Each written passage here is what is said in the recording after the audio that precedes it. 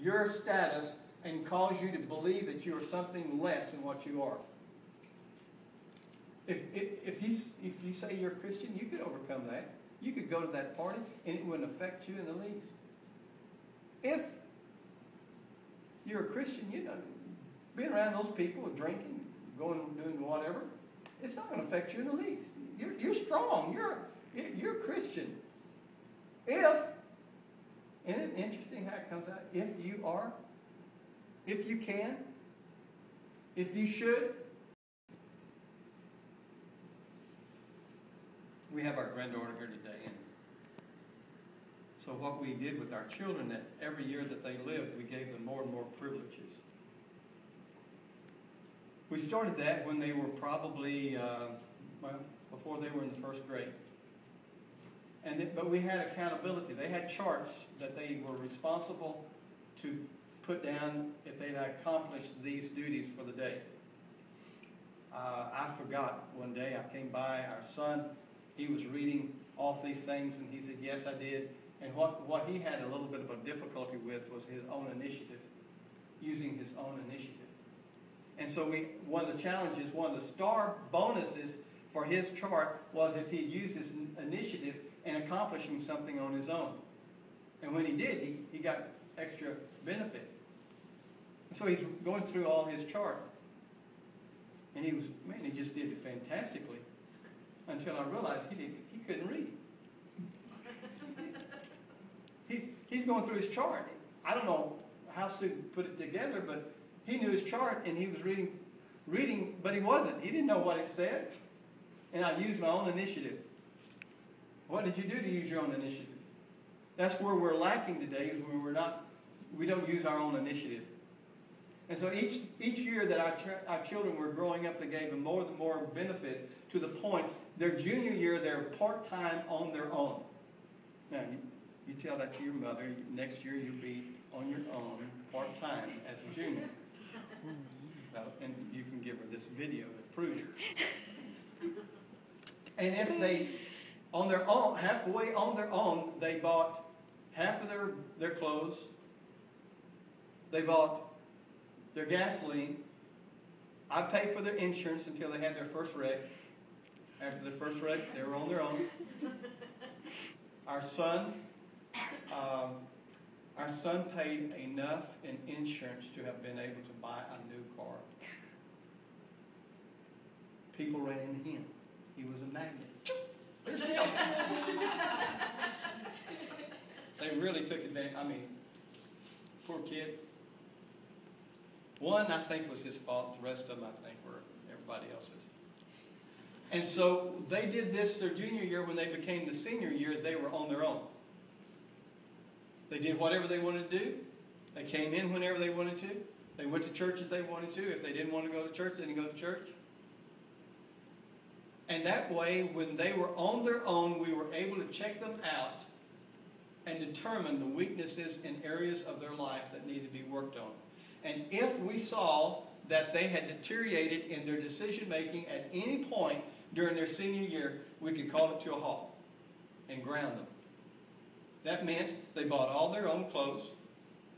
They provided for themselves. They were responsible for themselves and to themselves. If they left the house with a plate on the table, that plate sat there until they cleaned it. Boy, was that tough for them. 3 or 4 days with that puppy sitting on the table, it got pretty rough. Pretty dried out. But what happens, we wanted them to know what it was like to be on their own and be away from home and have to face responsibilities and make decisions on their own. So how did it work out?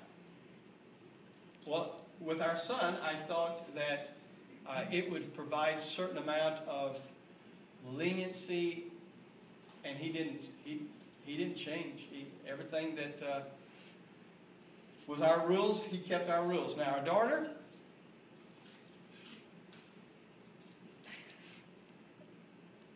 did the same.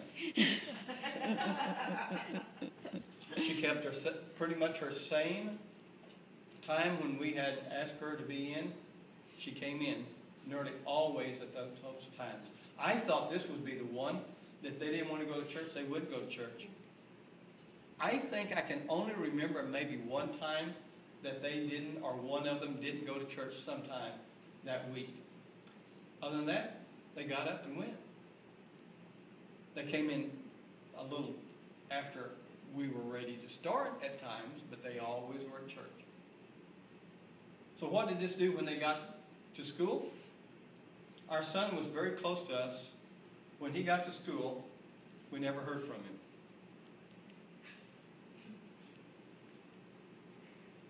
Our daughter, what that did for her, we thought we'd never hear from her.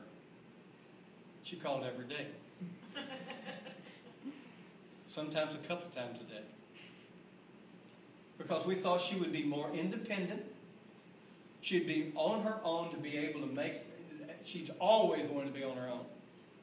And when she got on her own, she called back, she would say things, ask things, and oftentimes just ventilate. So what happens is, on our own, are we capable of facing the realities of what is required of us by Christ? To have the attitude that knowing who we are. If you are a Christian, you could do that and it wouldn't affect you in the least.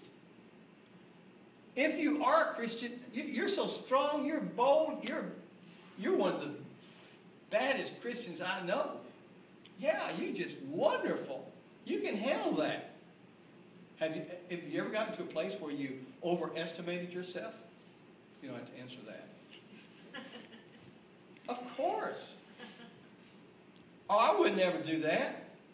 Here's what. Have you ever come up to and saw somebody do that, and it was the stupidest, dumbest thing that anybody could ever think of, and you said, I would never do that, only to find yourself doing it the next week or so?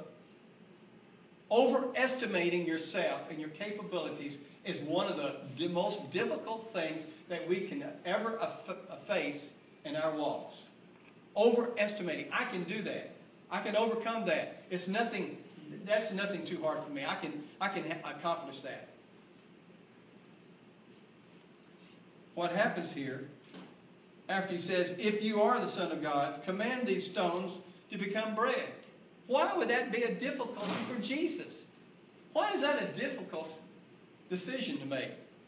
If you are the Son of God, turn these stones into bread. Is that a sin? No, it's not a sin. It is for Jesus. Well, see, he didn't come to serve himself. He didn't come to use his power on himself. He came to utilize his power for other people to manifest the glory of God, not to satisfy his own flesh.